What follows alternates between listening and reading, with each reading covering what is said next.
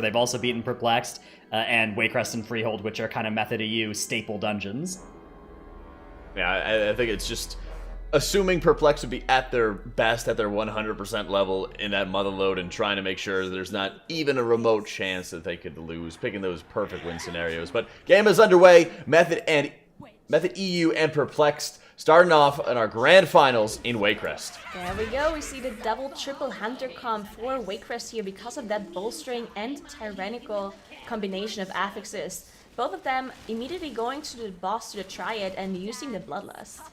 Yeah, no triple soul essence shenanigans in this group. Both of these teams go for a different strategy, which is, in my opinion, better, even though it seems to sometimes work out for Deploy from Beyond. But we're talking about these two teams. Method and Perplexed are two best teams in the tournament and in the region so far, and they're just going to be DPSing through this boss. One thing we do tend to see most teams do is pull a little bit of extra trash in when they get to the final sister here, just to get that free extra trash count. Usually only 3 or 4%. So we're going to be looking to see them do that, but I mean, both teams are already halfway through the boss. Yep, so both of the teams just, trying to interrupt as much as they can. It is Tyrannical, and Triad is known to be a boss that does quite a bit of damage, especially that second sister that does leave the curse behind, that causes all of those players to jump, because jumping makes it not stack up and do more damage. So that's why we see them jump around, making it easier time for the healers here, Salia and Smok on that Mistweaver. Now, looks like both of the damage is pretty even. Method EU has slightly more damage on that sister Milady here, and we will see if they pull the guards on top of the boss, as you mentioned, as they're now on the last one, Sister Baron. You made me aware of the fact that all of them were hopping in unison. I almost never pay attention to what the individual characters are doing. All 5 of them jumping up and down is like one of the most absurd things to look at ever. But yeah, Sister Briar going down for both teams within 2 seconds of each other, and it looks like Perplex has gone for a significantly larger trash pull. Of course, they are more than likely going to just Shadow Meld and aggro reset these bolstering mobs, but if that Drain's Essence Cast is allowed to go off, their tank could go down with how much those are bolstered off. They have to drop aggro here, and it looks like they've been unable to. Divine Field kept in combat and jumping back in to die so that his teammates won't go down, and they're going to get the res off. But that's going to be like a 10-15 second time loss for them just from the death timer and the resuscitate cast time. Yeah, and it looked like, his Shadow Melt was on cooldown, but only for a couple of seconds. Looked like he could have waited for the Shadow Melt to come back up, but maybe they just made the call for him to go and die, because, anything could happen if you have such highly bolstered mobs. If Divine Field doesn't de-aggro them immediately, maybe it could have been a full team wipe, some casts going through. So guess that was the better decision to just have him die here. Maybe they were slightly faster than they thought they were in practice and just did not have the Shadow Mount available on the tank. But yeah, Method EU already, on the other hand, they are dealing with those hounds here, but they also pulled a Rune Weaver here on top, which is a lot more HP than the hounds do. Yeah, they're going to have to single target focus that down an awful lot, which it looks like it's kind of weird. Normally they don't pull this. They usually pull something inside the courtyard instead, so not ideal in the slightest, but they are going to be able to single target it down with that hunter, so it's not going to be too big of an issue for bolstering. Just not normal. Usually we see that Coven Thorn Shaper, which is what we're seeing from Perplexed instead. Yep, so it looks like Perplexed did catch up now on the percentage. Just 1% behind for Perplexed on their side, because Method EU did lose a little bit of time having to deal with that Soul Weaver there. But now we see very similar pulls, and these pulls are very, very dangerous because there's casts that need to be interrupted. They're very important. The Soul Effigy, the heal that is being casted by some of these mobs, if not interrupted, the Thorn Guards are going to be healed to full HP, and with other affixes, it might not be as big of a deal, but with bolstering, it's a huge deal. And if one of those heals goes through, it can cause disaster. I mean, especially if they also have a soul fetish go on them as well, right? Then your tank really can't be anywhere near them. I mean, if it's already bolstered 10 times, there's no chance you're taking it down, but the soul fetish is just like extra pain on top of that. It's like, you messed up. All right, here, take double damage instead too. Both teams now going for this hunter skip at the exact same time, but Perplexed kind of going for a different pull strategy, where we see Method EU opting to go for the boss pull. They messed it up. They messed up the skip on Method EU. I'm not sure if they can recover. They need to reset the boss. Mara's going down as well. What? Yeah, they got in combat with the hounds here and with the mini boss as well. You can see Almac just casting on Zalia, actually. This does a lot of damage. Zalia just barely managing to keep himself alive here. I'm not sure if they're trying to de-aggro. There we go, the Shadow Melt coming out. The Jagged Hounds did not reset, but the mini-boss did. So this should be recovered by them. Just need to finish off those Hounds. But yeah, pretty big time loss for them. Yeah, I mean, it was business as usual, talking about, how the hunter goes to the side, pulls the trash, they pull the boss through, and then they feign death off the aggro and rejoin the group, but they just messed it up there. Mira's now going for the skip here, pops the turtle so it doesn't go down to the barrages from Matron Brindle. And it looks like they should be fine. He has a drop aggro on the Matron here, and they get it off this time, but yeah, that cost him 35 seconds? Perplexed already has half of this Tyrannical boss down, and I think it was really weird. We saw Perplexed actually had all 5 members go into the boss room, and they ring a piece to the Jagged Hounds and Matron back instead of just having one person do it. I wonder if there's a specific reason they went for that strategy, because I think we're pretty used to seeing the one hunter running to the side strategy at this point. That's the more typical route people use in this dungeon. I think I like what Perplexed is doing, because it literally is just a time save, right? Because if you manage to pull the boss without having the hunter do the pull away, then you don't have to commit your turtle, you don't have to commit your Shadow Mount / Feign Death, and you also just have more damage, right? Because the third hunter can join the fight immediately from the get-go. So if this is a safe strategy to do, and Perplexed figured it out, I think I like this more, even if it's just a small time save. As we see Soulbound Goliath dropping below 10%, Perplexed has pulled in massive amounts of mobs on top of Soulbound Goliath. They have to be careful. This is a similar strategy pull to what they had before. First of all, you don't want to bolster the boss too much. Even if it's at 3 or 4% HP, it could get out of hand if you start bolstering it too much. And also, you want to absolutely make sure that none of those effigy reconstruction casts go off, healing a Thorn Guard to full HP. So if that happens and it's bolstered 5 times, you're never getting through that mob's HP pool. But good job from Perplexed. No major issues with bolstering, and they're going to be moving on to this Raw the Gluttonous section of the dungeon.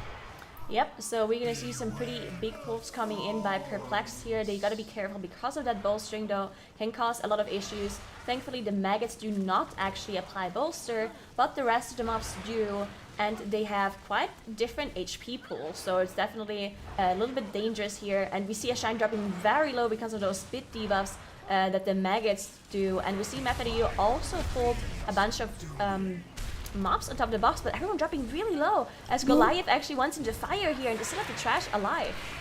Everyone was like below 20% HP there. Mira's down to 1% HP going down. Gingy also going down. They only have Fragments alive as a DPS player to get through the rest of this trash. Both Gingy and Mira's have released and are rejoining the group, but the heal went off on this Thorn Guard here, and it is bolstered at least several times. Is it worth finishing off this trash pull? I feel like they should just drop aggro at this point. They have their Shadow Modes available. The Rune Reaver also got bolstered quite a bit. They're actually trying to finish this off. But yeah, the Thorn Guard got healed again. It's full HP, as you can see. Bolstered pretty highly. Also has Soul Fetish on him. You see it because it's like glowing in this blue color. That means that Soul Fetish is on him.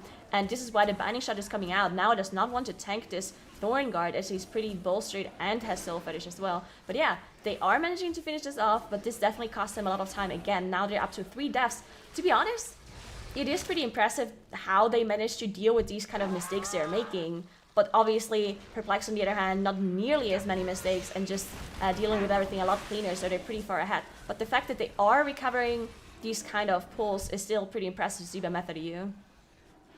Yeah, I mean, this is just so uncanny for Methodiu. We don't tend to see them make these kinds of mistakes, let alone multiple mistakes in the same dungeon. So it's really weird to see this happen to them here. They have somehow managed to keep themselves within striking distance, so if they are able to go for those tiny little find those tiny little advantages over the course of the dungeon, they could potentially come back. But you can see the actual lead that Perplexed has on the board now. They're a solid 13, 14, 15% trash ahead of Methodiu. Of course, Methodiu is finishing off a trash pull right now, but they're already engaged on roll, and they're already going to be at 75% here very shortly. So there's a pretty big advantage for Perplexed here. Yeah, definitely. We also see a very nice little strategy coming in by Perplexed. So they actually threw some of the hunter traps here on top of the higher HP mobs, the stewards, because they didn't want to deal with it with the trash pack because of bolstering, right? Because these mobs have quite a bit more HP than the rest of the mobs in this room. So they just threw the hunter traps on them. They said, you know what, we're just gonna kill Ral now, and when Ral is low HP, they're probably gonna pull those stewards on top and just cleave them down with the boss, getting very efficient trash percent. And I really like this with bolstering here with Perplexed. Method EU, on the other hand, just keep on having some issues here as everyone drops really low with all of those maggot casts. Yeah, I mean, you can see those green spit debuffs on all the players. Those do a lot of damage, especially if you have multiple of them. And as we know, hunters are not exactly the tankiest class in the game, probably the least tanky of all of the range specs. They don't really have that many personal tools available to them, so they're kind of at the mercy of their healer getting them stacked up. And we know with Mistweaver monks, if Way of the Crane isn't up, there's probably not a whole lot of, you know, group healing going out. So they really are kind of stacking pulls around that cooldown. You can see it being popped here and Zalia popping off in terms of healing. But yeah, I mean, just actually he's not using Way of the Crane here. I've completely made that up. But yeah, I mean, just so much damage going out from those infested maggot debuffs that you really have to keep an eye on hunters. None of them actually ended up using their turtle that pull, so not too big of an issue. But over on Perplexed side, doing exactly what you mentioned, pulling those stewards in, pulling the Runeweaver in, massive amounts of AoE going out for them here. Yeah, so they are about to finish off Rel and also getting the trash almost at the same time. So very cleanly done by Perplexed here. We haven't seen Perplexed actually play Waycrest Manor in tournament yet. So usually when we don't see a team play a dungeon at all up until like the grand finals, they usually don't do as well because they didn't get a lot of practice in this specific dungeon because it just hasn't been in the map pool for their games earlier. But Perplexed showing that they have a very good strategy for this dungeon, even though this is the first time they played on tournament. And we've seen Method EU play this one, and it was 18 minutes approximately, so we'll see if Perplexed strategy is even faster than that. Well, the other impressive thing is that Perplexed really hasn't had that much practice time to prepare for this, right? Yeah. The only practice time they had was during the Deplete from Beyond and Self-Reliance series, whereas Method EU has had both that series and the lower finals match that just happened to practice all of these dungeons that they thought they were going to play in this series. So, you know, you would think that Method EU, with more practice being the generally better team, would be able to perform here, but just really uncanny mistakes coming out of them here. Yeah, definitely. We see Perplexed dealing with two of the obelisks here at the same time. We see them deal with Samrak and the Tank Master, so they are going to have to deal with Void Weaver and the Blood with the last boss, which is something we see a lot of the times in this dungeon, just because it's very, very difficult to deal with more than two obelisks on the last boss. There's just very minimal space, and there's just so many interrupts to be done as well on the boss and on the small little ads that the boss spawns, on top of also having to deal with the Void Weaver.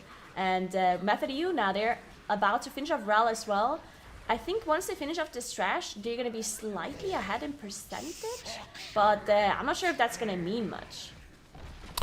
Well, considering that we know Method EU likes to pull the dungeon as well, the extra trash percentage doesn't really change much for them, right? Yeah. I do like this variation that we're seeing from Perplexed, though. Usually when we see this double Awakened mob pulled, they just kill it inside of Rawl's room, but them pulling it down at the dungeon and then instantly getting into this trash pull is pretty nice strategy from them. I like seeing just a little bit of a variation here. We're gonna see Method EU going into that double Awakened Obelisk room now, but wait, no, they're just pulling. No, Genji went and pulled the other one. Usually the healer is the one we see going to pull the other one, right? But I believe it was Genji that went and pulled the other one, and they're now cleaving it in Rawl's room, like we just mentioned. And yeah, I feel like actually pulling it down to the dungeon saves you a nice little bit of travel time. So good variation there from Perplexed. Yeah, I really like this, and they really are super clean with bolstering, and that is so important, especially when it's such a high-stakes game. Method EU versus Perplexed, both of those teams are just so incredibly good, and every single second matters. Now, if you think about Method EU, the mistakes that they made, they cost them quite a bit of time, but if they would be playing against a lower tier team, maybe they would still be able to win, right? But that's something you can't do in the grand final here, where both teams are so incredibly good and so fast. Every single second matters, and how well you deal with bolstering can make up a lot of time, and Perplexed definitely has shown that they can deal with bolstering very, very cleanly. Oh yeah, I mean, trash already dead for them. Already on to Lord and Lady Waycrest, whereas Method EU is only just now dealing with these obelisk mobs, and they are pulling it down to the dungeon like we were talking about earlier, but they're doing it so late into the mob's life that they're gonna have to kite this out at low HP without killing it if they really want to get it into a position where they are properly set up for the dungeon. They just have so much room to move before they actually can get set up for this pull. Perplexed is just they're just barreling through this dungeon right now. Yeah, they're incredibly fast. This definitely looks like a faster strategy than Method EU has shown us earlier, even without the mistakes. Perplexed now dealing with Lady and Lord Waycrest. Method EU has to deal with a little bit of trash in the upper area. Unfortunately, we don't see that right now. But they also have to deal with Alma. I believe you can see the debuffs on Now and Zelia. So they definitely are dealing with that mini-boss on top of also dealing with some trash. The pull that Perplexed did earlier. And then afterwards, they have to deal with this trash Lord of Lady Waycrest Room. So they're 2 pulls behind at this point.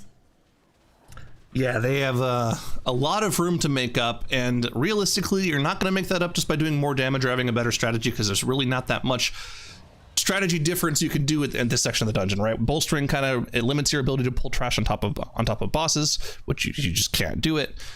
So really all they have left is to pull the trash in this room and then deal with the bosses. So I don't think you're going to do that 2 minutes faster than what we've seen out of Perplexed by any stretch of the imagination. Of course, their only real opportunity to come back is for Perplexed to somehow flub the final boss and somehow wipe there. No caster curse, just that's realistically the only thing that can get Method EU back in this dungeon. Actually, it looks like they dealt with more trash in this Alma area. You see they're up to 86% trash now before this trash is going down. So it's definitely looks like they are gonna have, maybe they can skip their horrors? With the Mark Sister in the corner, I think you're right. They could probably skip the horrors. So they're up to 91%. There's still a Sister in the corner. They'll probably pull on top of the boss at the very end. So maybe they can skip the horrors, and that will make up a little bit of time, but I don't think it's going to be enough, as Perplex is already done with the boss. They're dealing with the horrors right now, and as long as they don't have any major issues with those horrors, they're definitely, I mean, it's their game to win, right? They're 16 minutes into the dungeon and about to pull that last boss. Yeah, and I mean, the difficulty of this last boss pull, when you don't include the Gloom Horrors into it, because you can't with Bolstering, definitely goes drastically down. I think the only wipes you've ever seen to this final boss are when you add the Gloom Horrors into it. So it would be pretty unheard of to see one of our top 2 teams like Perplexed have a final mistake on this final boss, but there still is a chance. So all eyes right now are on Perplexed in this game 1 of the grand finals of the day. Engaging with Gorak Tool, they have Void Over Mouth here and the Blood of the Corruptor, so they are going to have to burn through Void Over Mouth here quite a bit here, or they'll start running out of interrupts at about the 4th or 5th interrupt. So we'll see what they end up cleaving down here. Looks like they're going for the Blood of the Corruptor first.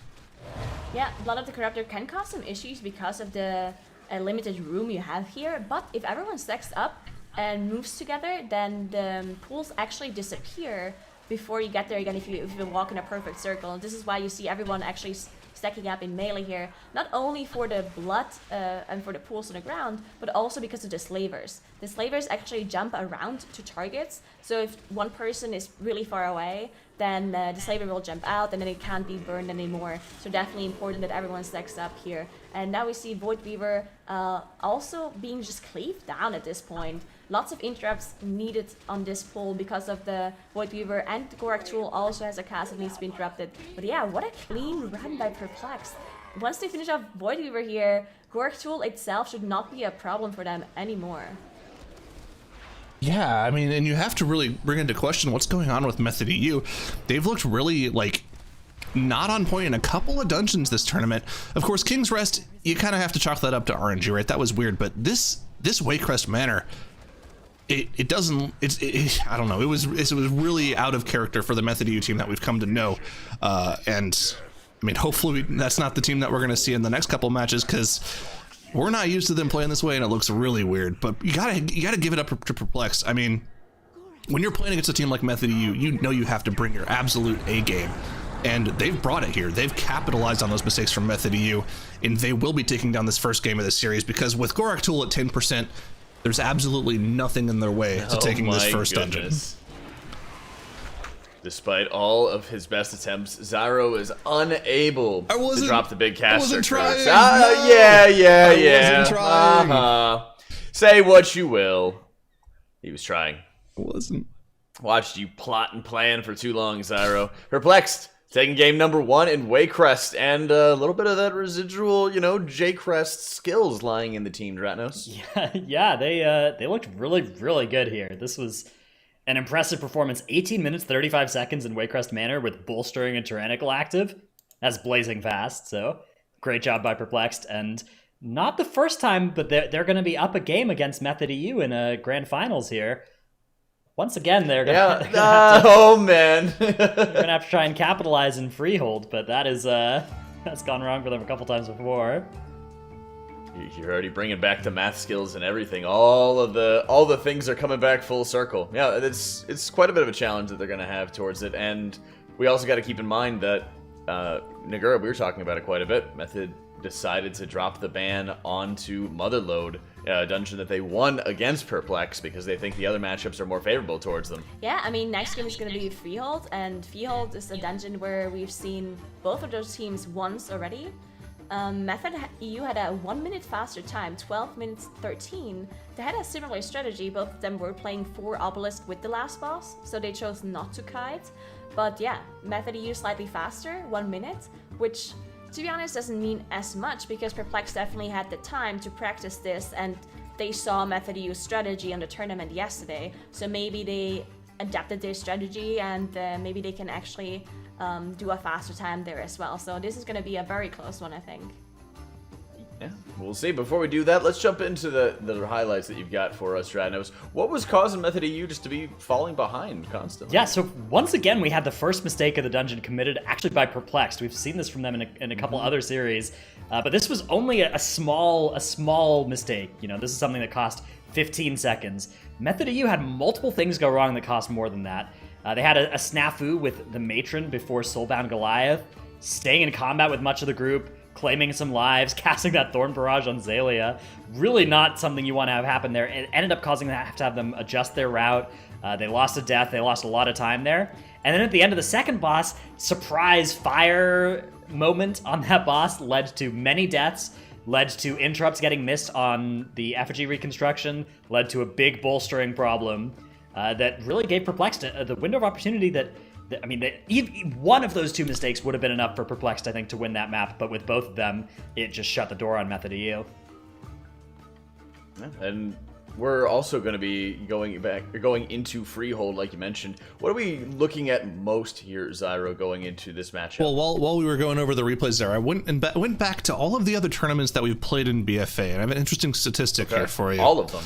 Method EU, in all of the grand finals they've played in, which is pretty much, I think it's all but one of them that we've had for any of the regions they've played in, they've only ever lost game 1 time.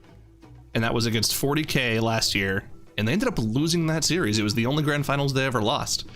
So, well, maybe a little bit of foreshadowing, precedence maybe, I'm not sure, but yeah, it's the only time they've ever lost a game. What are you saying? What am I saying? Well, The prophecy. it doesn't really matter what I say, because if I predict it to be right, then, you know, I'm just right. But if it's wrong, I've caster cursed them, so I really can't win here. That's right. You've learned very well, Zyro. Good job. Hey, that's true. Okay, let me see. Heads, Method wins. Tails, Perplexed wins. Heads. All right, Method wins. We're good. All right. The match or the map? I was going to say, is it the match or is it... Wait a minute. Hold on a second. We need to go deeper. Was this the source of his power? Well, it was right in the workshop, right? It called Clean Dungeon. To play for That's Method true. had a clean dungeon. That is very true. That is the case. Freehold, very likely to be a clean dungeon as well, as none of these affixes are too brutal. We've just got Tyrannical, Teeming, and Volcanic, so nothing really going to interfere with the pulls all that much. It's just going to be a question of whether they're able to cleanly execute them or not, and just how big they're both able to go. Yeah, and I believe we're also going to have to deal with Eudora this week, if I'm not mistaken. But let's check it out. Game number 2 with Perplexed up 1, starting now in Freehold. There we go. So we see the difference in comp at the very start already. We see Fragments on that DK, while Perplexed is running Triple Hunter, which is very interesting. We've seen them run Triple Hunter before already, but yeah, just not opting on having this DK with the huge AoE damage. They just feel like they'd rather have the single target damage from the Hunters. Yeah, and we've seen what differences in strategy this comes up with, right? Method EU can go for much bigger pulls with the DK, kill them more quickly just to play safer with that DK damage, and they end up actually doing this dungeon faster, whereas Perplexed is a more like measured out and planned route. Looks like it has a higher success chance. When you have these large AoE pulls, there's a little bit of volatility. Things can go wrong. So yes, Method has a much faster time, a theoretical high-end time, but I think Perplexed strategy is a lot more, what's the word I'm looking for, consistent. Yeah, definitely can be the case, as Method EU downed that trash pack now, engaging Sky Captain Crag. They actually pulled 6% more trash, so they're up to 28%, without committing their Bloodlust, while Perplexed is only up to 22%. So there's going to be some trash Perplexed has to make up on later on. Now we know both of those teams are not actually committing their Bloodlust at all here at the start of the dungeon, because they needed to play the 4 obelisks at the very end with the boss. So this is why we see them not actually using it here at the start. Yeah, absolutely. I mean, that's how crazy is that to think about that neither of our teams are using Bloodlust just because they know they need it up for the start of the poll when they get to the last boss. That's pretty unheard of now that we have that happening in 2 dungeons where they only use 1 list. Now Ataldazar and Freehold. Surprisingly, probably the 2 most interesting dungeons in terms of routing, right? They're the most open dungeons in terms of which bosses you can go to. And Junkyard. Well, Junkyard as well, but we never see that one played, right? That is true. But all they have to do is add Bolstering, and there we go. Double Bloodlust for sure. For sure. Yeah, so Method and Perplexed are fighting the boss at this point. Method is slightly faster because they also engage the boss faster. So definitely a little bit of advantage here, not only in boss percentage, but also in trash, as I mentioned earlier. Now, we will see how they deal with the thing that the rogue usually does here in Freehold. We've seen almost, like the last couple of weeks, we've seen rogues in this specific dungeon in Freehold almost all of the time, just because the rogues, they will leave the boss early, go all the way to the Ring of Booty, start their RP event, make sure they deal with the pig, so it just saves you overall a lot of time. But this time around, Method and Perplexed not running that rogue at all, so that means one of the hunters will have to do that job. Look at the damage meters for these teams. Both monk healers doing over 50k single target DPS on Sky Captain Crag. That's impressive. And then the tank difference is actually kind of weird as well. Now was up to around 50k DPS, while Divine Field was lagging around at about 36k, but now ending the fight at 42k. So the tank and healer damage, a huge portion of the single target DPS in these Tyrannical bosses. Yeah, definitely. I mean, it really, really matters. Specifically because of the difference in comp as well, right? Depending on how they pull, hunters overall are known to have more single target damage. But if you can abuse that AOE like funneling for the DK, then they can definitely just have a lot of single target damage as well on their side. So we'll see how Method EU does these pulls. We already see a lot of trash being pulled on the second boss here, and you see the amount of damage that Fragnus is doing here. I mean, a lot of it is AoE, but he also is doing a lot of single target damage because of that Festermite strength. Yeah, and because they're able to just get rid of that trash, the dangerous portion of the pull is gone. Whereas on the side of Perplexed, they're going to have to slowly whittle this trash down with their Hunter Beast Cleaves. And yeah, they might get lucky and get a bad brew, but that's down to RNG, right? If that bad brew just happens to spawn and go on top of the group, that's lucky for you. But it looks like they had a really weird problem. One of their hunters wasn't with the group yet, and you could see off in the distance there were a couple crushers running after him. But he was able to drop combat. He was doing the event, right? But he just wasn't with the group when they pulled the boss. And same thing's happening for Method EU. Genji wasn't there either. But that's the thing, right? If you have the Unholy DK with the group, he could just deal with the trash on his own. You don't need that second hunter there. When you don't have the DK, those 2 hunters aren't going to deal with all the trash on their own. So Perplexed really at a disadvantage on this particular pull. Yeah, I mean, in the end, they're going to deal with the trash slower because they don't have the DK, right? But the pull is only over once the boss dies. So if they would somehow manage to get more boss damage, it would still be better overall, but it really looked like they had a little bit of a trouble with the trash as some of the casters didn't stack up, so they had to use their CCs to get them closer, had to use that Ring of Peace to get them closer, and it just took them quite a bit longer compared to Method EU. They're still slightly behind in trash. You see 2% difference now, but this means that Perplexed did a little bit of a bigger pull on top of the boss because the difference in trash was bigger earlier. Yeah. Method EU is going to have a slight advantage here. Just keep continuing going forward.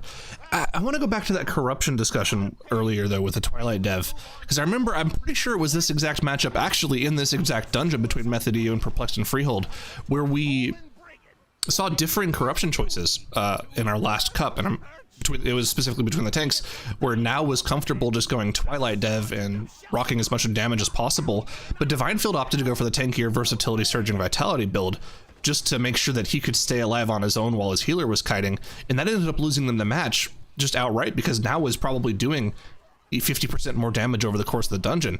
Divine Field now does have the Twilight dev corruption, so he will be doing, he does have the same potential damage output that Now has as well, so that's no longer, a major differing factor between the teams. Of course, there is like we saw in the first boss, a little bit of RNG take into account. But the small little changes that they're making throughout the tournaments, saying, okay, yeah, we should run Twilight Death for the extra damage. I'd like to see those adaptations coming out.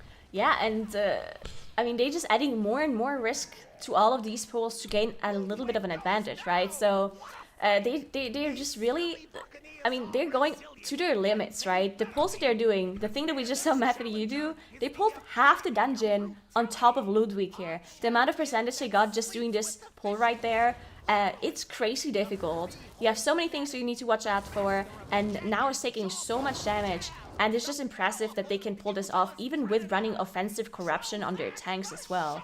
And now we see Perplexed gathering a pretty substantial pull on their own. As you see Divine Field, Lightfoot potioning around, while the misdirect from the Hunters is on him, making sure that he keeps the aggro and everything. Now Trothak is being engaged by Method U on top of a lot of trash again on their side. Yeah, both teams opted to go for this massive triple pack pull on top of Trothak. Remember that, the major differences here is just that DK. He gets to pump the extra single target damage, whereas Perplex has to slowly whittle it down. It's more dangerous for them. People are going to get yoinked all over the place by those chains, by those chain hooks. Look at the difference here. Method EU has no more trash to worry about, whereas Perplexed, this is going to be alive for another 10-15 seconds for them. One thing to note, though, on the Trothak, definitely, unless they heal through all of the whirlwinds that Trothak does. We saw Fragments actually standing in it on the first one, but I'm not sure if he can stand in it on the second one here in the Shark Tornado. Fragments, okay, he's actually just standing in it, so Zelia is out healing it, also using that bubble on Fragments. And yeah, these slight little things that they do to get a little bit of an extra point of damage onto the boss, this is what they need to do in such a matchup here. And I thought it would be a little bit of a damage loss for Method EU because of the Shark Tornado and the melee, but it's not if you just stand in it. That's the true alpha DPS play, right? Yeah. Heal me. Heal me. Well, he's standing out now, Oh, Jimmy! no. Come on! All right, he didn't commit. Alright, so they probably ran out of defensive cooldowns, and he couldn't take the third Shark Tornado in a row. But still doing a lot of damage here on that DK. Of course, again, a lot of it will be AoE damage. And usually when you have a DK, you want to try to give the DK as much funnel DPS as possible. The Hunter's trying to just give the damage to the DK because of that faster might and because of the single target funneling. But yeah, Perplexed caught up a little bit. It is a tyrannical environment, so 19% boss HP is still quite a lot. But the Hunter's definitely catching up on damage there.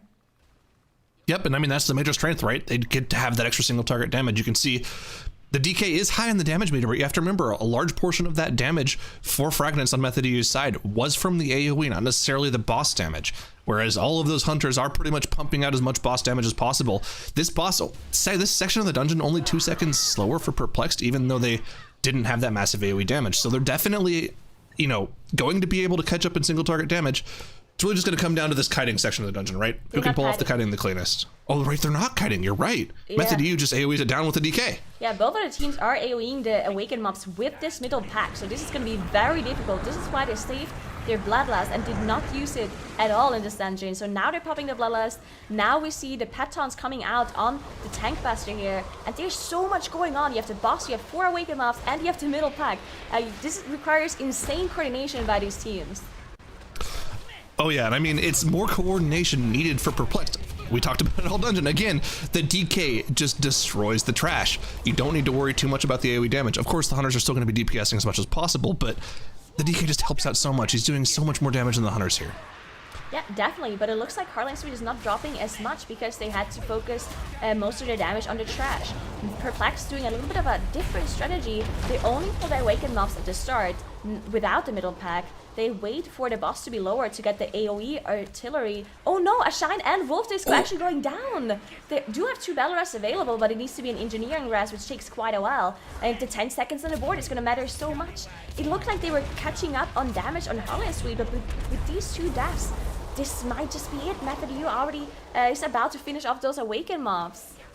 The Cannon Barrage win on Mox. Swag needs to go and res right now, but he also needs to keep taunting the Spirit Breakers all with his pet. Just now going for the res on Wolf Disco, and once Wolf Disco goes up, they'll be able to get the second res on a Shine, and it looks like they're just barely going to be able to get through this, but at this point, Divine Field is out of cooldowns, and they just have to pump as much heals into Divine Field as possible. You can see how low he's dropping in this situation. This is costing them so much time. Yeah, I mean, they have no more interrupts here for the Void Griever with the dead DPS. You see the curse being on Smok, reducing his, increasing his cast speed. So this is super dangerous for them now. They need to get a Shine back up if they want to finish this off. And there we go, Shine is back up. They should be able to recover. This was actually an insane recovery by those 3 players that were not down. That was really well done by them. They might actually be able to finish this off now. But Method EU, on the other hand, they had a 0 death clean run so far. They dealt with all of their Awaken mobs at this point, pulling more trash here with the Cannon Barrage, using that friendly fire damage. And once Hurling Speed is below 30%, this boss is gonna die in a couple of seconds because it takes extra damage. And yeah, Method EU just incredibly clean in that Freehold. I mean, this could have been so close at the end if those problems didn't come out of Perplexed. I mean, there was no damage going out for that entire time that 2 hunters were dead. Not a single point of damage except for maybe the tank on anything there, which is why you could see that Harlan Switch HP was just frozen in time while all of that was going on. Only once the second hunter came alive was there any chance of them doing any damage to any of the awakened mobs, and that just really cost them the dungeon right there. You know, we were talking about the hunters, maybe they had some potential to get the single target damage back into it, but it was not to be, as Method EU puts up yet another impressive run in Freehold, 12 minutes, 26 seconds, bringing us to an even 1-1 and putting us into Game 3 in the Grand Finals. Wow. Oh my goodness. Method EU taking that win, and, you know, big kudos to Perplexed for getting through those mistakes, getting through those early death Stratos, but it's just not enough when you face off against MEU. Yeah, I mean, that was almost a recovery on the last boss from them. I mean, it was a recovery, actually, but it would have been enough against almost every other team in this tournament, not Method EU. Method EU, it was unclear whether or not Perplexed could beat them with a perfect run, because Method EU pulled out a perfect run. But definitely once you have those deaths there, that is all it takes for Method EU to surge ahead. A big win for them, one that they really needed, tying up the series and forcing King's Rest to be our final dungeon as well. And Hunter for all of these so far, Nagura. Yeah, I mean, Hunters are just so incredibly good for these environments, specifically Tyrannical.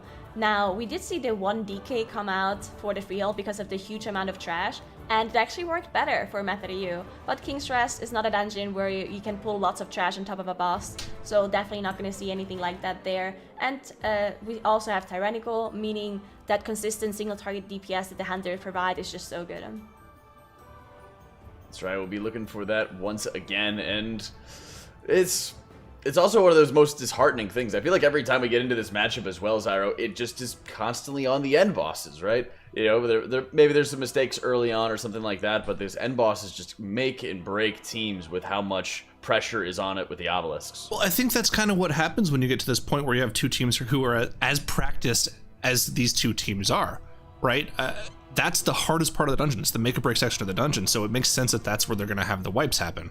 But yeah, I mean, in this speedrun setting, obviously the fastest thing to do is going to be to pull as many obelisks as possible with the final boss, and when you try to pull all 4, you're going to have some problems more often than not. Yeah. Well, let's talk about that. Let's get some breakdowns for routing as well, Dranos. Yeah, so I want to highlight this difference between the Death Knight and the Hunter here. If you look at like the very first pull of the dungeon, you'll see Method EU are pulling more trash more quickly than Perplexed was able to do as a result of that unholy Death Knight damage they were able to bring.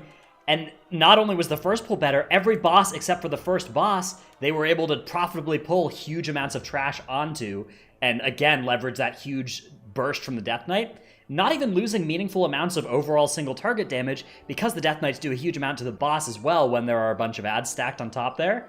So I think that it really shows that Method EU had a better composition, I think, for Freehold with that Death Knight.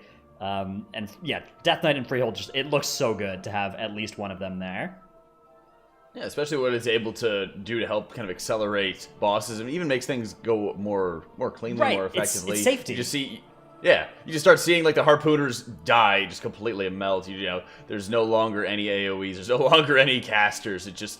melts in a very quick instant, and it's a way of funneling more single target as well. That is such a heartbreaker, though, for Perplexed. I think that is the 4th time that Freehold Harlan Suite has been where they have lost a match, or I guess a map, but in other cases it was a decider, so we'll have to see if it ends up deciding this match or not, because Perplexed now going into King's Rest. Oof, a scary rematch from earlier today.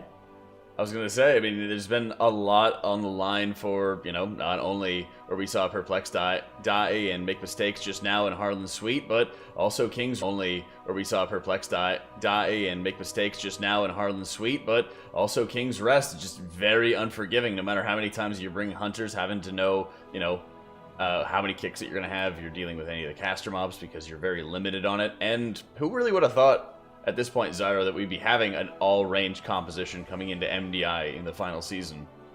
Who would have thought? Not me. I mean, throughout Legion, well, that is a point I can make. Throughout Legion, the whole meta was just AoE stuns, right?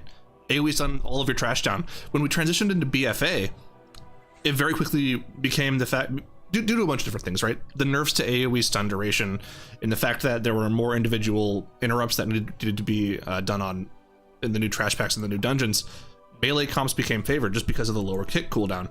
So the fact that we've gone from running triple rogue, which had so much single target lockdown CC, to being able to just blast through an entire dungeon with triple hunters that, let's be honest, don't really care about interrupt CDs. Yeah, you interrupt some things, but you really just don't care too much. I think it's pretty crazy that we're at that point with the gear levels that we're at. Yeah, and just how corruption and even optimizing perfect sets of corruption is going to be enabling something else as well, right? Oddly enough, I mean, we're also kind of getting to the point as well, Dratnos, where some people are getting better sets on live servers because the corruption resistance is increasing further throughout the tournament. Yeah, not to mention sockets and tertiary stats, which are available on live and not on the tournament realm. So absolutely a good point. That being said, the gear that people have on the tournament realm is still pretty good, and you have access to whatever corruption you want, which is miles better than average. Only a couple of us are lucky to have characters better than tournament realm characters right now on live. Do you not have 40% mastery on your mage? No, I do have 51% expedient on a demon hunter though, which is pretty nice in Junkyard. I used to have 55% haste and tons of expedient on my Mistweaver when the dark times came. Poor Jack. It was just such a rough life. At least it's no biggie for Mythic Plus at all.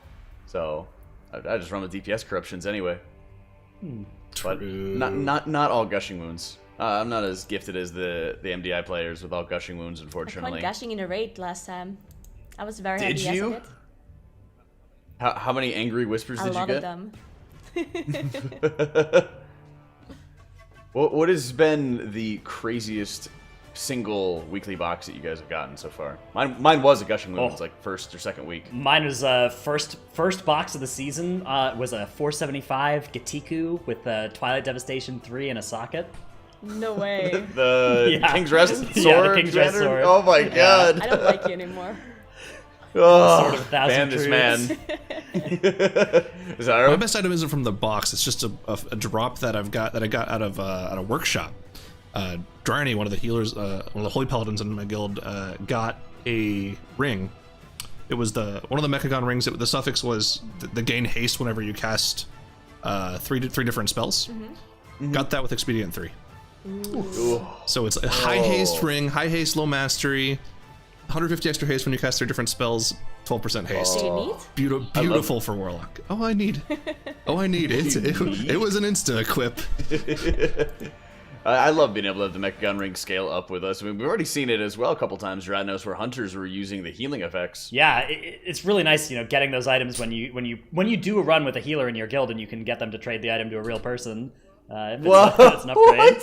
What? I'm never throwing you again. Boo. Unbelievable. Anyone could equip these rings. You're just taking a shot. You're just looking to take a shot. That is correct.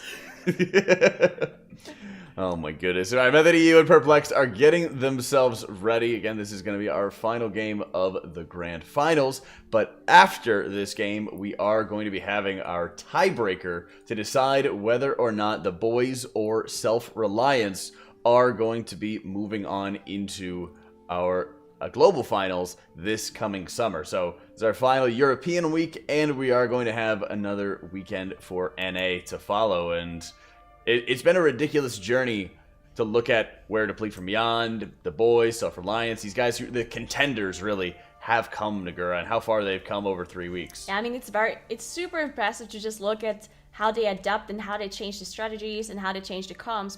I mean, if you think about it, now we really have this refined comms. We see the Triple Hunter, we see Double DK Hunter, and we see Demon Hunter Double DK in some of the dungeons. But at the start, in the first cup, this was not the meta at all. We didn't see Triple Hunter in any of the dungeons.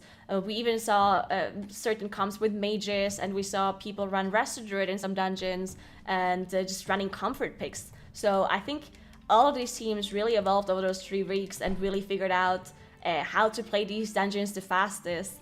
And that we see dungeons that last less than 10 minutes. It's just very, very impressive. Yeah. Yeah. It's bringing me back to Moss Souls. Yeah. The collaboration as well. Well, not not intentional, but the yoinking of strats and the iterating on the strats that other teams come up with. You see these really cool things coming out from Paint for Fem one week, and they take a match off of Method EU, or take a game off of Method EU in the Motherlode with like a really cool first pull, and then next time we get to the Motherlode, Method EU is doing the same thing in a future week, and it's this constant progress and arms race between the teams that leads to such a high level of competition. Yeah, and having those things open, having the VODs available, brackets on the site with Raider.io with all the timestamps and everything has been an absolute joy to have alongside of it, so that we are able to stay week how a lot of teams were continuing to grow and sort of feed off of each other with strategies.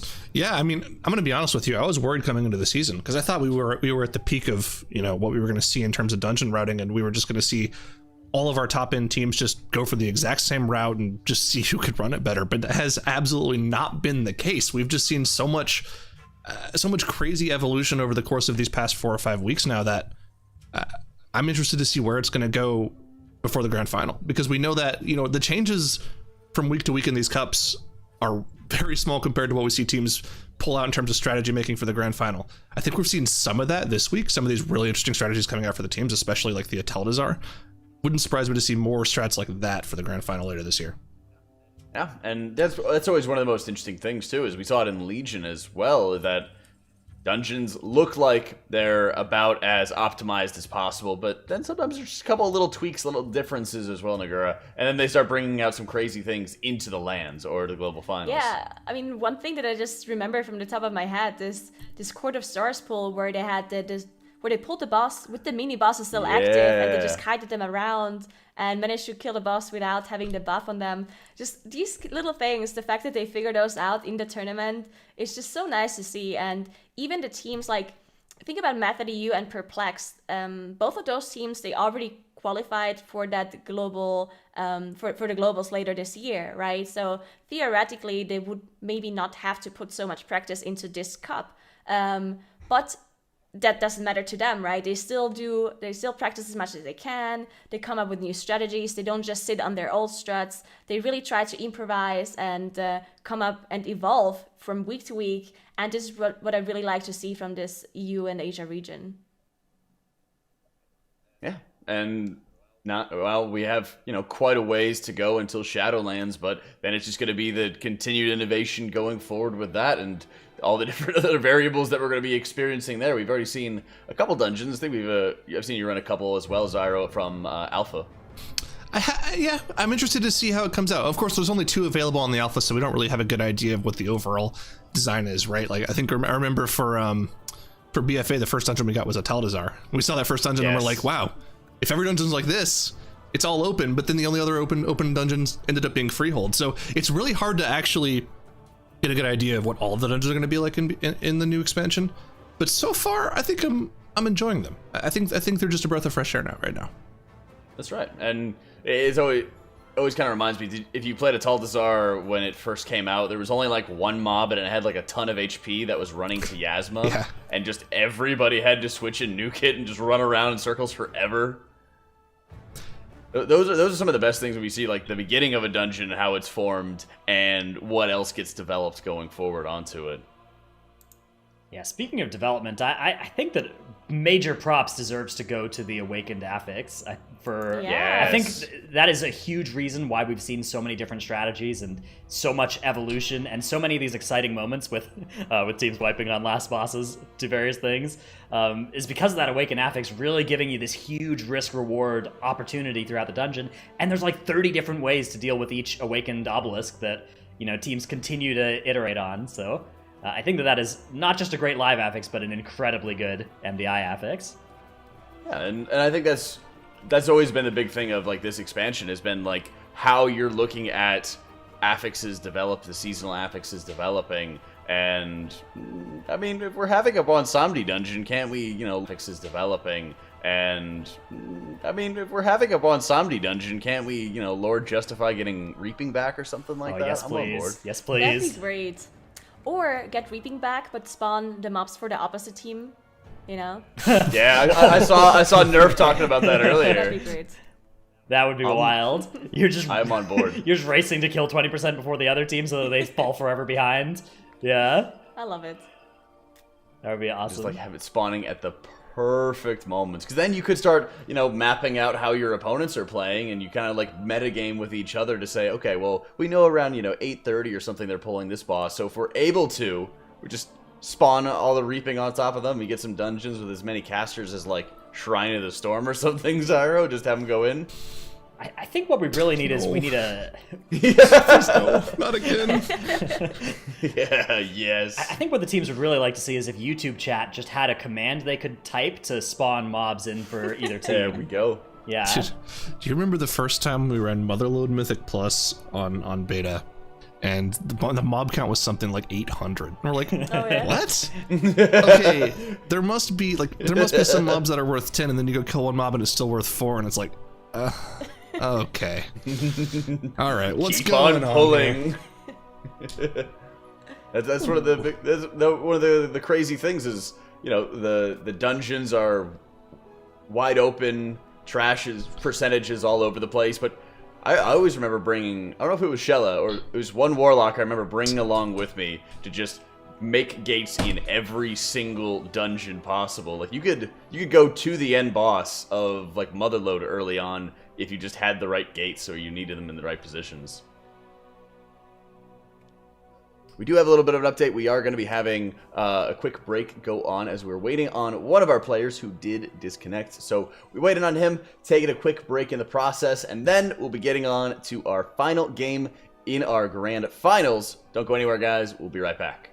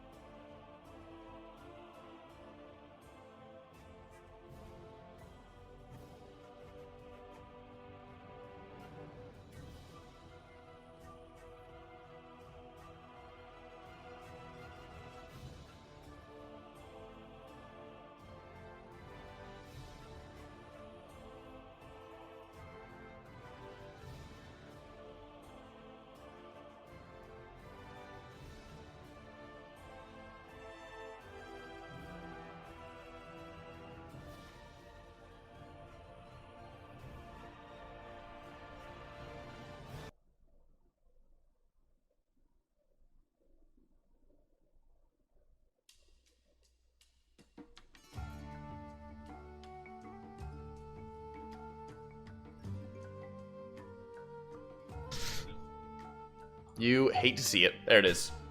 Thank you. Oh, of course. I was actually just That was so messing with Tettles as well, so it's okay. Sure. I can tell you that funny story about Tettles again. Yeah. So what we're talking about is, with the grand finals, we're waiting to hear back from the players from Method EU who are having some connection issues. Players are responsible for their own internet throughout the tournament, so we gave them a bit of extra time to figure things out and see if they're going to be able to connect. If they are unable to, the admins will be forced to call a forfeit. So we're going to see in the next couple minutes whether or not they will be able to, and hopefully they will be back, because this King's Rest, which we are planning on playing, is going to be deciding who's going to win this one. Thankfully, both Method EU and Perplexed have qualified for this one. And if there is a forfeit that ends up being called, we would be moving on to our tiebreaker series between the boys and Self-Reliance, who, Nagura, we don't know if they're going to be going to the global finals just yet.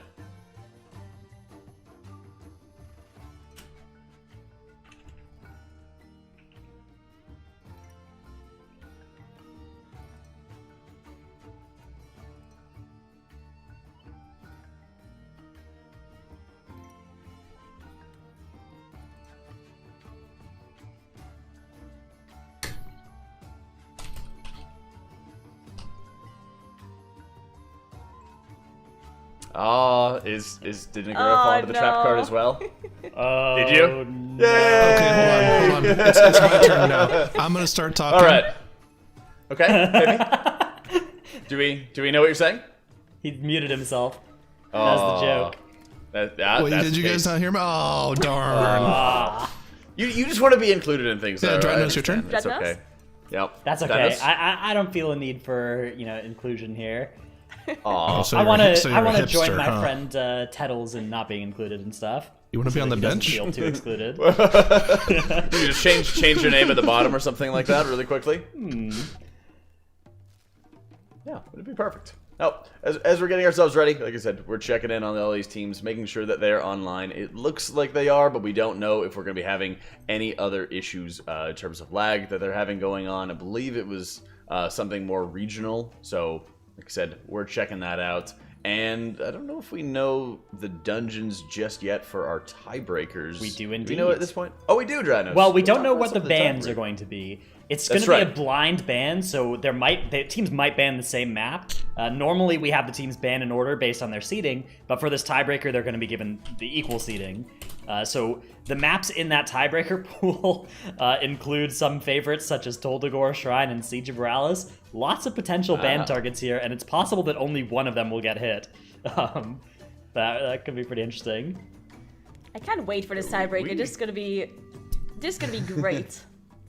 And to clarify, with blind bans, of course, that means they're both choosing at the same time. So if they choose the same dungeon, then they're going to be playing whichever dungeons are in order. So if it's both teams are picking Toldagor for their blind ban, then you go as Underout Workshop, Shrine of the Storm, something along those lines, right?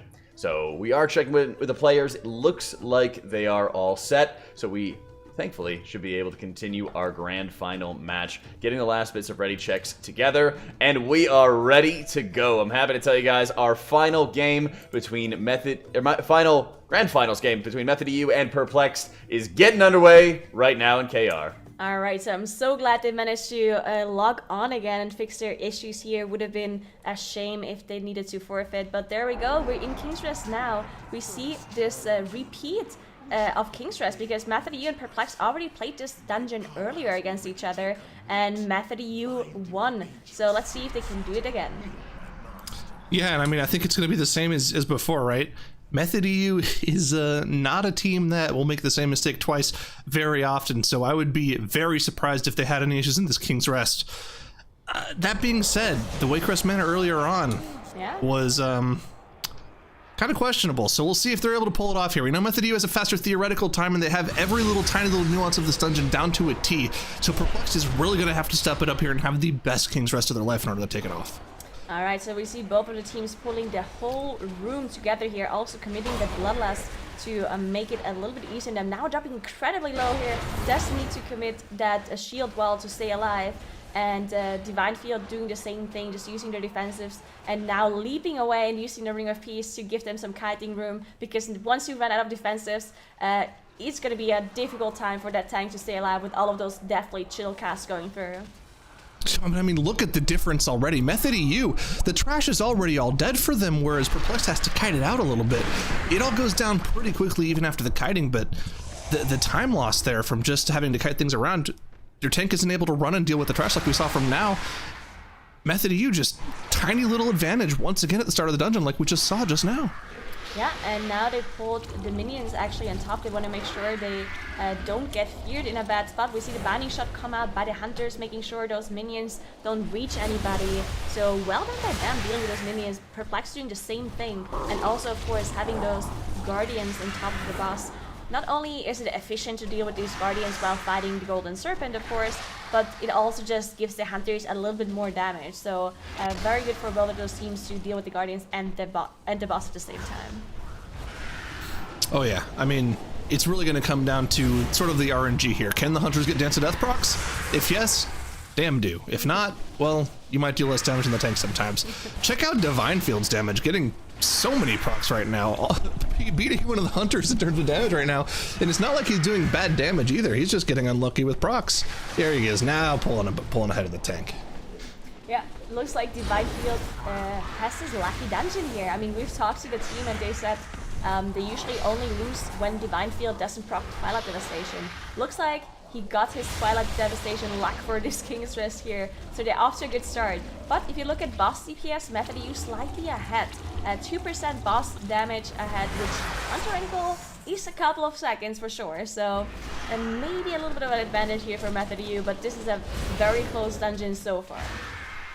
Oh yeah, I mean, can it get any closer? The teams are 1% apart on the boss. These guys are neck and neck, and it reminds me a lot of the King's Rest we saw earlier today. These teams were essentially neck and neck up into Machimba's room, and that's where we saw Method EU pull ahead. So we have to wonder if there's any tiny little, improvements that Perplexed may have had time to make going into this series. They really didn't have that much practice time before this series, right? We already talked about this. They only had that one series in between their match against Method EU and their lower bracket finals. I'm not really sure, in that situation, what you would want to spend your practice time on. And maybe they didn't even want to spend time on practice at all. Maybe they just took it off and let their heads clear for a bit. But they have to pull something out here if Method EU isn't going to make any mistakes. Yeah, and I mean, I feel like they had to practice that Waycrest because they haven't played it before. And the Waycrest looked very, very good by Perplexed. That's the game they won against Method EU. So not sure how much time they really had to adapt this strategy of theirs here in King's Rest. And the last time they did the King's Rest, they actually had a few mistakes. And maybe they think if they don't have the mistakes, they're actually faster than Method EU. Or maybe they just hope that Method EU is going to make a mistake on their own. So Perplexed, with a clean run, is going to make it. But yeah, I mean, lots of things can go wrong on that King's Rest. We see both of the teams now dealing with those two Guardians on top of the Gauntlet. This Gauntlet can't really be sped up.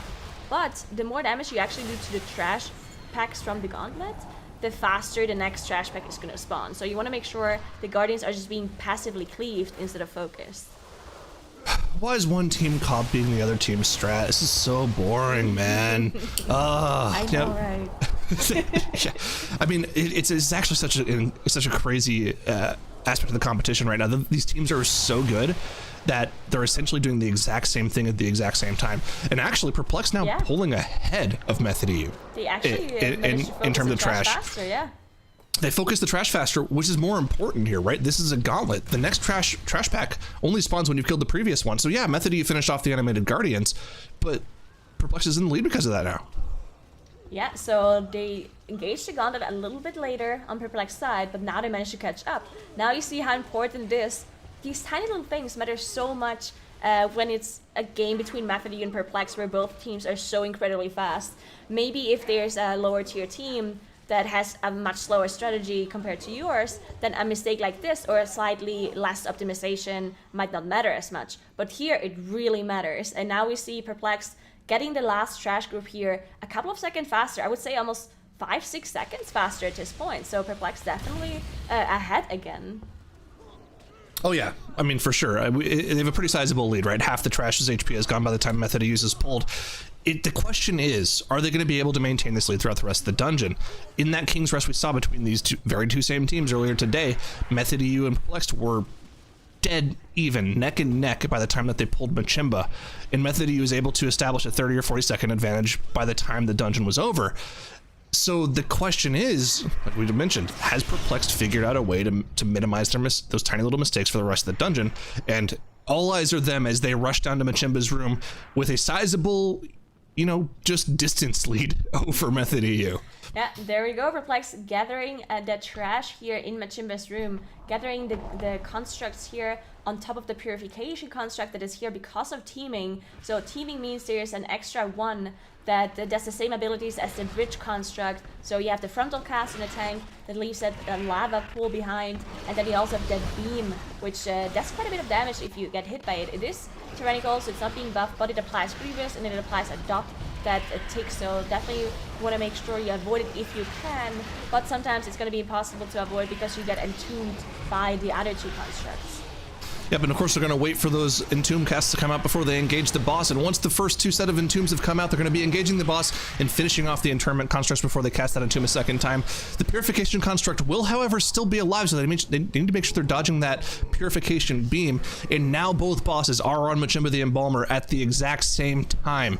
Now, Method EU has actually opted to keep one of those Interment constructs alive. They aren't just now cleaving it down, but that's interesting to see that they focused a lot of their single target damage onto one of those Interment constructs. Definitely a different strategy than what we saw from Perplexed.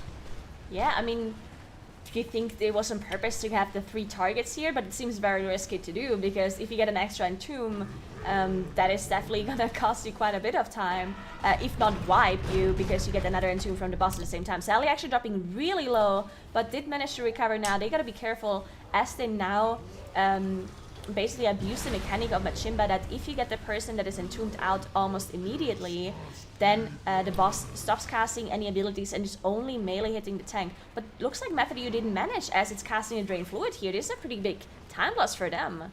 Yeah, not only did they not manage to, effectively bug out the boss, but they also have Boy Touch Mummies on top of the boss too, casting these discharges, doing a lot of damage to everyone in the group, and you can see everyone is now in that Grievous. It's stacking up on every player. I think now's been in a 4-stack of Grievous for like the past 30 seconds because Zalia is just and unless they have Feign Death or Turtle available for any one of those Drain Fluids, they're going to be in trouble. But Zalia now has that Drain Fluids debuff on him. This is just a terrible scenario for Method EU.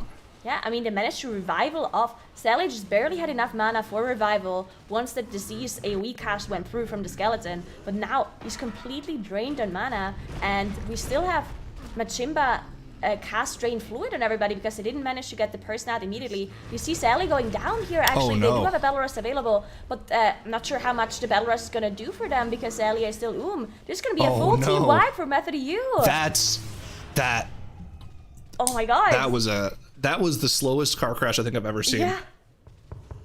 Well, I mean, you knew something was wrong, but it's Method EU, right? You have to think there's a way for them to fix it. But Zalia ooming there, I mean, wow. When's the last time you saw that happen in Machimba's room? Okay, so here's actually like the big reason why. They didn't kill the construct here. I'm not sure if Zalia, but he's gonna die, isn't he? He doesn't have Shadow Melt available. He does not have Shadow Melt. He doesn't. What's the plan here then? I'm not really sure what his plan is here, actually. Anyway, so you can just see what the problem is in Machimba's room. If you do this, Sally actually needs to die here. And now's not a Night Elf. They have to get the Battle Res off. Yes, maybe they did this on purpose. Now he needs to die. Yeah, I think they did this on purpose because this is the only fast way to get there. Because they don't have the Shadow Mets available, right? So I think they actually did this on purpose. But yeah, a huge time loss for Method EU. And what I wanted to mention about this, about Machimba, if you do this strategy where you get the person out of the Entomb immediately, if you do it wrong, you're gonna be in trouble because then you not only do you have the skeletons that you need to deal with on the side, I mean you can see them, right? But on top of that, you also have the boss just keeps casting abilities. And the healers are because you pulled the trash on top of the boss, which required the healer to do a lot of healing. And all of a sudden you still have Drain Fluid and you have the fire spawning. And yeah, just huge time loss for Method EU. All eyes are Perplexed at this point as they're already on the 3rd boss. Method U even committing the Bloodlust at this point. They know how far behind they are. And at this point, the delay is over. Perplexed now knows that Method U has wiped out Machimba. If I'm in that position, and I've been in that position before in the past, this is when you start feeling the adrenaline of, oh, we can win this. We can take a series off of a team that has been unstoppable for so long. Perplexed has to be feeling that insane rush of adrenaline right now as they engage the Council of Captains. You cannot make a mistake if you're Perplexed right now.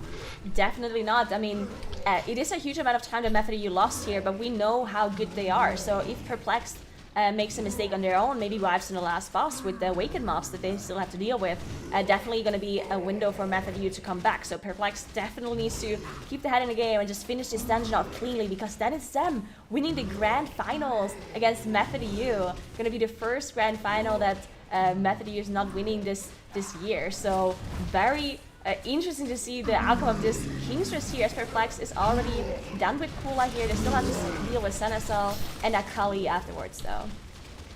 Yep, and Xenazal the Wise. I'm curious to see if we're going to see that strategy that Perplexed always brings out, and it almost feels just kind of like a more flaunting, like in-your-face strategy of, we're not going to deal with the explosive totem. We know it won't kill us. We're just going to let it go off. Or knowing that they're ahead at this point, will they opt to just kill it right away? I'm curious to see what they do here. Yep, and I mean, at this point they could even afford... Actually, I don't think they can, now that I think about it. They can't afford to deal with an obelisk because they would have to go all the way back, and there's still trash everywhere. And they don't actually have a... Yeah, okay, so they actually have the explosive totem go off here with the shout by Divine Field. So still min-maxing that DPS just to get a little bit of extra damage here for that boss, and even with Grievous, right? So Grievous being applied to everybody, they still think it's worth it. So now Xenazal going down, they have to deal with Akali now, and yeah, they can't make the last boss easier, right? They can't backtrack and deal with the obelisks. So they still have to deal with the 4 obelisks on the last boss for Perplexed side. It would cost them way too much time to go back and deal with them now. Yeah, I mean, for sure, they're not gonna go for that kind of thing, right?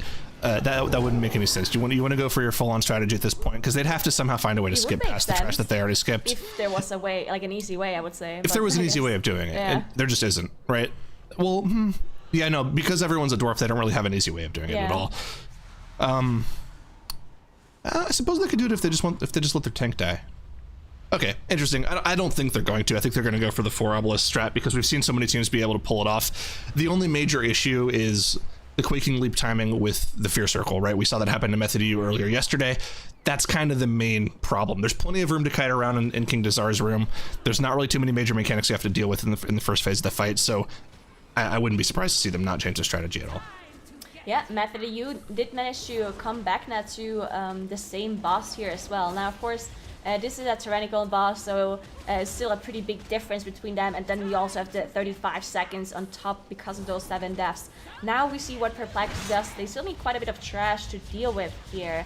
We see them do a pretty big Berserker pull into another pack earlier. Let's see if they can manage to do it this time around. And yeah, I mean, still a 100% clean run by Perplexed, right? They're on 0 deaths, so very well done by them so far.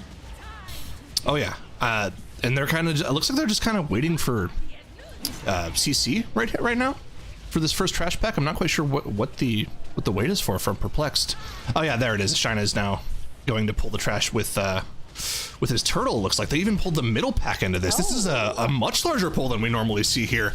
Usually we see that 3-pack by the bridge pulled into Shadow of Azul, but Perplexed just opting to pull it right in. You can see the massive amount of damage on the Divine Field as he dropped low, but was able to be healed out by Zamak in that Way of the Crane, and this trash pack is absolutely melting. Yeah, the amount of damage they have for this one is insane. You see Divine Field actually having 2 bleeds on him, but the Dwarf Racial is being used to get rid of that bleed effect. Well done by them dealing with that trash bag. I mean, the amount of execution you need for this one is quite insane.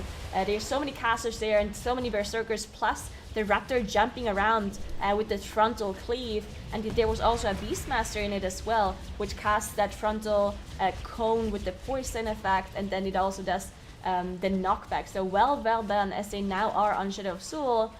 Once they're done with this one, they will have enough trash from the 4 awakened mobs with the last boss, and they also have that Bloodlust available.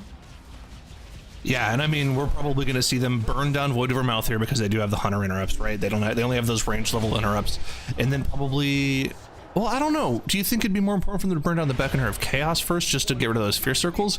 They do have the Dwarf racials available, so they have more ways of dealing with the fear circles. But what do you think?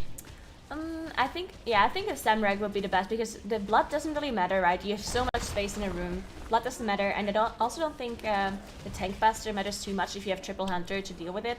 I think it costs you a little bit of damage because at some point the hunters are going to run out of defensive cooldowns for the pets, and then the pets are actually dying, and then you need to rest them, which costs you a little bit of damage. So, but at that point, they probably already cleaved down, right? So I definitely think Samrag would be the best target to focus after the first one. But yeah, let's see what Perplexed is doing now. They're preparing for the pull, and this is so difficult. 4 obelisks with a tyrannical boss here in King's Rest. And the important thing to mention here, you can notice not a single one of the hunters has their Aspect of the Wild available at the start of this pull. It will come off cooldown relatively quickly once they enter combat, but yeah, not having it right away at the start of the pull will lower their damage quite a bit to start with. The main thing to look out for here is going to be any sort of overlap of mechanics here. Any quaking leaps that go out at the same time as one of the fears from the Beckoner of Chaos could spell disaster for this team. You see them single target focusing down the Void Weaver mouth here, of course, makes sense. They have 24-second interrupt timers on each of the hunter, so they cannot get any of those, every single one of those interrupts after a certain point in time. And then more than likely going to cleave down the rest of the trash, seeing as they are those dwarves that have plenty of ways to deal with the fear circles. But so far so good for Perplexed, as all eyes are on them as they take down the rest of these awakened mobs. Yeah, we already saw the revival come out of Smog for the first fear, and then we saw the dwarf racials being used. Now they still have Turtle for another fear in case it does happen. We see Swag actually having to rest that pet of his because he did taunt that Spirit Breaker, but now the blood is going down and it's only the tank buster left. Raban spawning here as well, but Raban really should not be an issue for them as they have so much mobility on their hunters.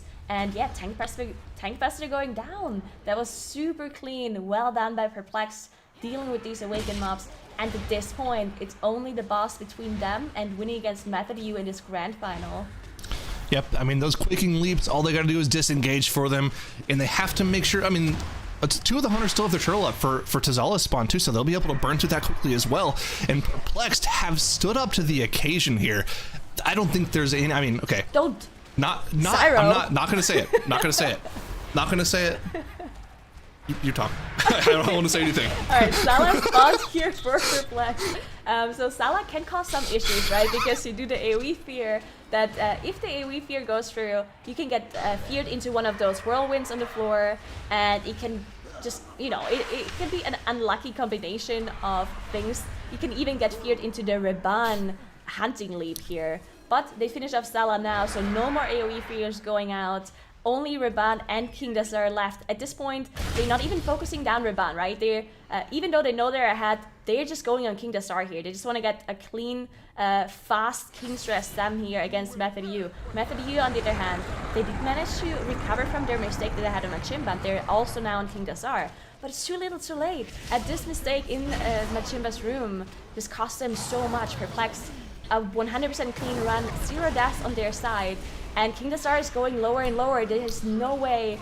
I'm not gonna say it. Sorry.